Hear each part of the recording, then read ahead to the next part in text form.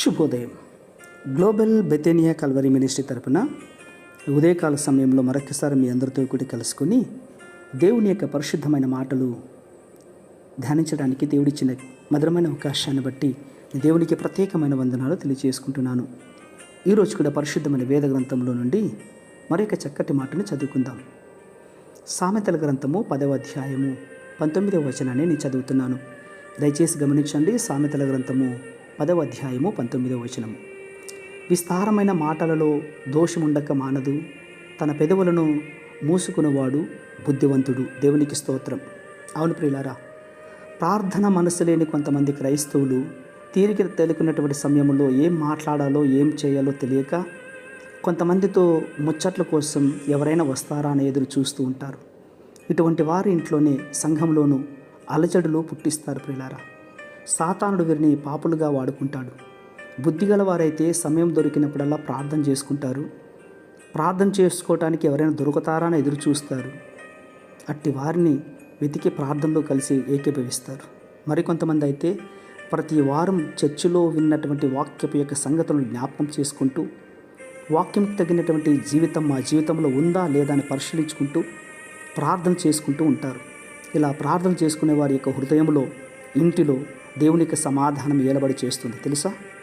వారి ఇంటిలోనూ వారి జీవితంలోనూ వెలుగుమయముగా జీవిస్తూ ఉంటున్నారు.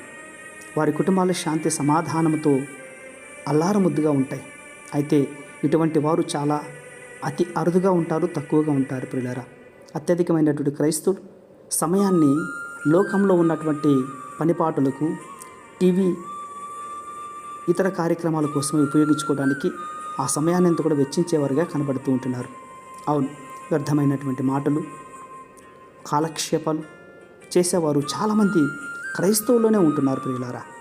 అలాంటి వారు ఎన్నిసార్లు ప్రార్థన చేసినా కూడా బహుశా వారి ప్రార్థనకు దేవుడు ప్రతిఫలం ఇవ్వడేమో. వీరి భక్తిని దేవుడు అంగీకరించడు.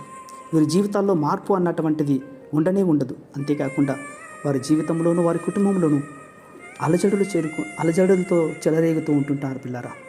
కాబట్టి యేసుక్రీస్తు యొక్క రాకడ అతి సమీపమై ఉంటుంది. మనం సిద్ధపడేవారుగా ఉండాలి.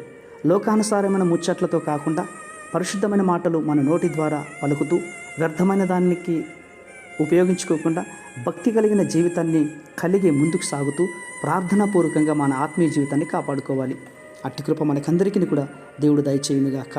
పరిశుద్ధమైన మా ప్రియ పరలోకపు తండ్రి, నిజమైన ఆయన, ఈ మాటలు వింటున్నటువంటి బిడ్డలందరూ కూడా ప్రభా మీ యందు భయభక్తులు కలిగిన వారై ఉండటకును దేవా మీరు సహాయం చేయండి.